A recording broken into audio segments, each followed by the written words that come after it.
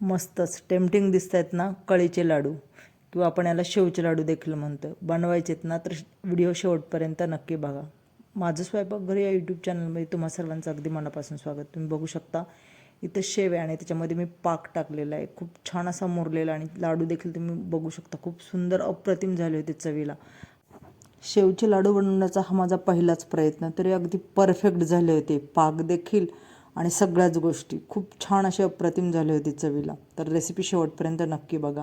आता तुम्ही बघू शकता इथे मी 1/2 किलो बेसन पीठ घेतले. तुम्ही इथे फूड कलरचा वापर करू शकता कलरसाठी, किंवा थोडीशी हळद देखील वापरू शकता. नंतर गोडाचा पदार्थ म्हणजे चवीनुसार मीठ पाहिजे, आणि थोडंसं मी तेल वापरलेलं आहे. आता गरजेप्रमाणे पाणी घेऊन आपल्याला हे पीठ असं छान असं सैलसर मळायचं आहे. जास्त घट्ट देखील नाही आणि जास्त सैल देखील नाही, अगदी या पद्धतीने मी आता मिक्स केलेलं आहे ना, या पद्धतीने. आणि आता आपण याची शेव करून घेणार आहोत. तुम्ही बघू शकता इथे माझ्याकडे स्टीलचा सोरा आहे. आता आपण याच्यावर शेव पाडून घेणार आहोत. या पद्धतीने आपण शेव पाडून घ्यायची. तेलाचं टेम्परेचर हे जास्त देखील तापलेलं नसावं आणि कमी देखील तापलं, मिडियम टेम्परेचर पाहिजे. ह्या टेम्परेचरवर आपण ही शेव तळून घेणार आहोत. जास्त ब्राऊन आपल्याला शेव काढायची नाही. अगदी काढल्यानंतर आपण लगेच टर्न करून घेणार आहोत, आणि टर्न केल्यानंतर 1 मिनिटामध्ये अगदी आपल्याला शेव काढून घ्यायची. म्हणजे जास्त कुरकुरीत देखील काढायची नाही आणि जास्त मऊ देखील काढायची नाही. या पद्धतीने आपण कळीच्या लाडूसाठी शेव बनवून घेणार आहोत. असे एक एक करून आपण 9-10 आपल्या ह्या थाळ्या करून घेणार आहोत.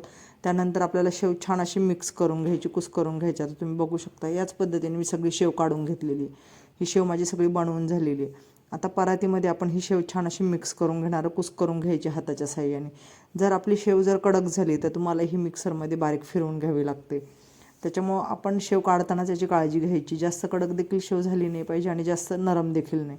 त्यामुळे बघा, तुम्ही बघू शकता खूप छान अशी शेव माझी झाली होती. आता इथे मी 1/2 किलो बेसन पिठासाठी 1/2 किलो साखर घेतलेली आहे. याचा आपल्याला छान असा पाक बनवून घ्यायचा, एकतारी पाक बनवायचा आहे. पाक देखील तुम्ही बघू शकता.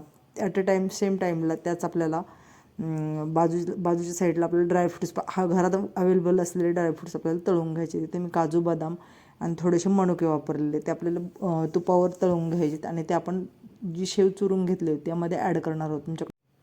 तुमच्याकडे जर पिस्ता असेल तर पिस्ता देखील तुम्ही वापरू शकता. लाडूंना वरून खूप छान दिसतो, त्यामुळे लाडू खूप छान दिसतात. आता तुम्ही बघू शकता आपल्या इथं पाक तयार होत आलेला आहे. आता हा पाक तुम्ही बघू शकता, एक तार पकडलेली आहे. आता हा पाक आपण यामध्ये ॲड करणार आहोत. पाक ॲड केल्यानंतर तो छान असं चमच्याच्या साहाय्याने आपल्याला मिक्स करून घ्यायचं आहे. मिक्स करून घेतल्यानंतर अर्धा ते 1 तास छान असं मुरून द्यायचं आहे. आणि मग त्यानंतर आपण हे झाकून ठेवणार आहोत मिश्रण, आणि झाकून ठेवल्यानंतर कंप्लीट 1 तासाने आपण हे बांधण्यासाठी घ्यायचे. तर तुम्ही बघू शकता मी पाक इथे ओतलेलं आहे. पाक छान आपल्याला मिक्स करून घ्यायचं आहे. मिक्स करून घेतल्यानंतर तुम्ही 1 तास झाकून ठेवला होता. आता 1 तासानंतर तुम्ही बघू शकता छान असं पाक मुरलेलं आहे. आता हे आपल्याला छान असं मिश्रण मोकळं करून घ्यायचं आहे. सर्वप्रथम तुम्ही बघू शकता छान असं ओलसर दिसते. याचे खूप छान लाडू होणार आहेत. आता मी हे लाडू एक एक करून बांधून घेणार. तुम्ही बघू शकता सहज अगदी वळले जात आहेत. म्हणजे आपला पाक हा अगदी प्रॉपर झालेला आहे. तुम्ही बघू शकता खूप छान असा लाडू झालेला आहे. या पद्धतीने सगळे लाडू आपल्याला वळवून घ्यायचे आहेत. तुम्हाला जर माझी रेसिपी आवडली तर चॅनलला लाईक, शेअर आणि सबस्क्राईब करायला विसरू नका. आणि हो, हे शेवचे लाडू कसे झाले हे कमेंट करून सांगायला विसरू नका.